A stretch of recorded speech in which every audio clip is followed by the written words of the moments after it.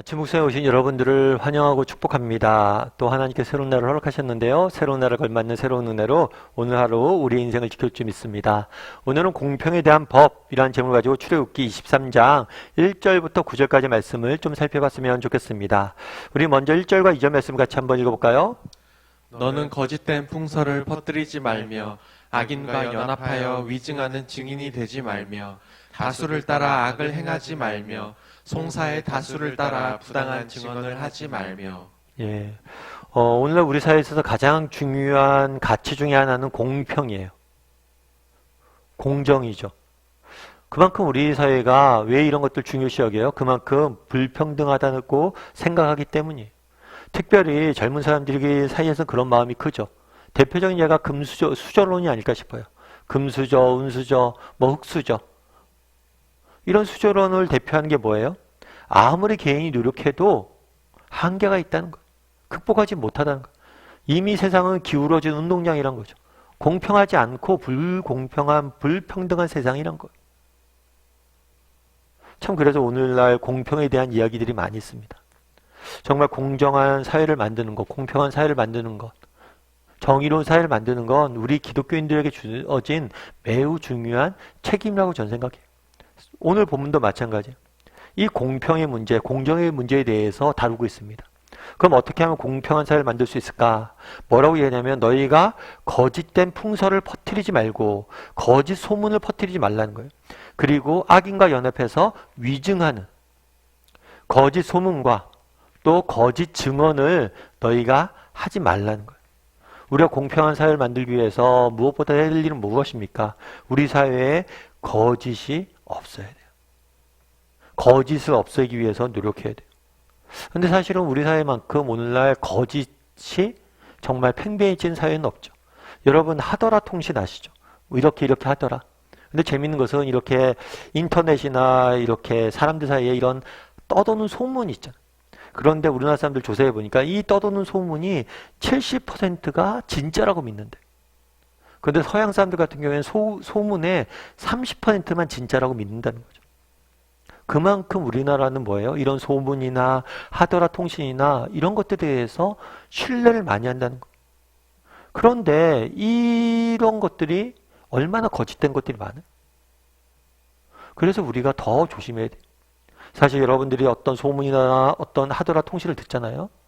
그럼 이게 사실일 것이라고 보다기보다는 거짓일 확률이 크다라고 생각하고 그것들을 접해야 돼요.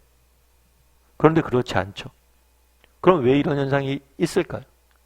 그것은 우리 내면에 악함들이 있기 때문이에요. 정말 그런 것들을 즐기는 경향들이 있기 때문이에요. 그래서 우리가 늘 조심해야 됩니다. 세상이 기울어져 있는 게 아니라 우리 마음이 악으로 기울어져 있어요. 그래서 늘 바로 잡으려고 노력해야 돼요. 안 그러면 우리도 금방 뭐예요?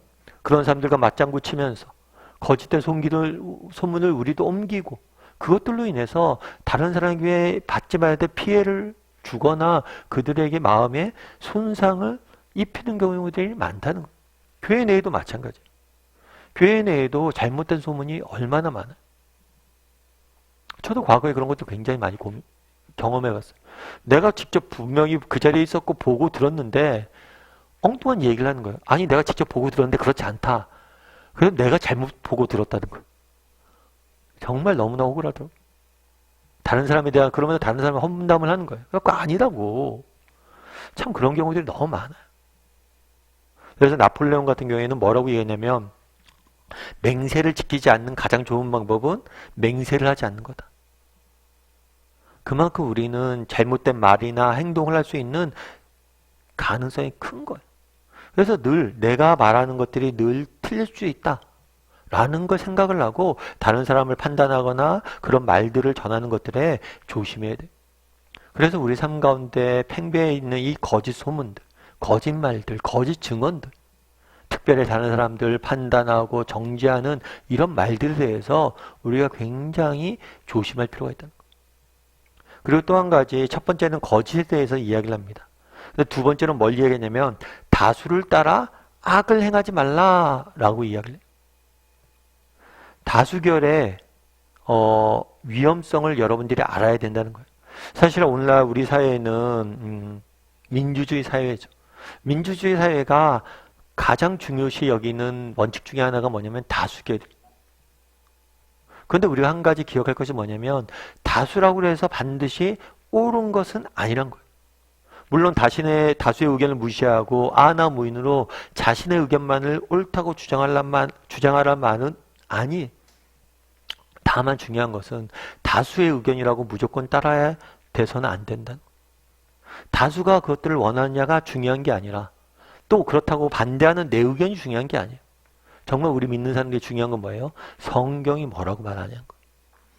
성경이 뭐라고 말하는지 고민해. 그리고 이 성경의 근거에서 다수가 주장한다고 해서 그렇게 살서는 안 돼요. 사실 우리 세상이 그렇잖아요. 우리 세상은 믿는 사람보다 믿지 않는 사람들이 더 많아요. 그럼 믿지 않는 사람이 다 이렇게 살기 때문에, 세상 사람들이 다 이렇게 살기 때문에 우리도 똑같이 살아야 돼요? 그렇게 살면 안 돼요. 정말 세상이 다 이렇게 왼쪽 길로 간다고 해도 정말 성경이 무엇이라고 말하는지 묻고 자문하고 성경에 따라서 내 생각이 아니라 하나님이 원하시는 게 무엇인지 분별하고 그것들을 따를 수 있어야 된다는 거예요. 여러분 디트리 보네퍼라는 목사님을 아마 아실 거예요. 이분 같은 경우에는 동일 목사님인데 이분 목사님이 사역하실 때는 언제였냐면 2차 세계대전 당시였어요. 2차 세계대전 당시는 아주 우리가 알다시피 독일이 전쟁을 일으켰잖아요. 나치가. 정말 유대인들을 핍박하면서 정말 그 독일 중심의 나치의 그 민족 우선주의, 순혈주의를 주장을 하면서 정말 세계 전쟁을 일으켰죠. 그 당시 많은 독일 사람들이 나치 편에 섰어요. 목회자들도 마찬가지고 교회도 마찬가지였어요. 그런데 소수의 사람들만이 이 나치와 맞섰어요. 이게 쉬운 일이 아니죠. 그 중에 한 분이 바로 이 보네퍼 목사님이세요. 그래서 이 목사님이 그럼 어떻게 이렇게 할 수 있었을까? 이 목사님 하셨던 말 중에 되게 이렇게 제가 좋아하는 말씀 중에 하나는 뭐냐면 하나님 앞에서 하나님 없는 것처럼 살아간다. 하나님 앞에서 하나님 없는 것처럼 살아간다. 정말 이 땅을 살다 보면 하나님이 없는 것처럼 느껴질 때가 있어요. 세상이 너무 악하고 모두가 광기에 사로잡혔을 수 있어요. 그럼에도 불구하고 우리는 뭐예요? 하나님 앞에서 살아가야 돼.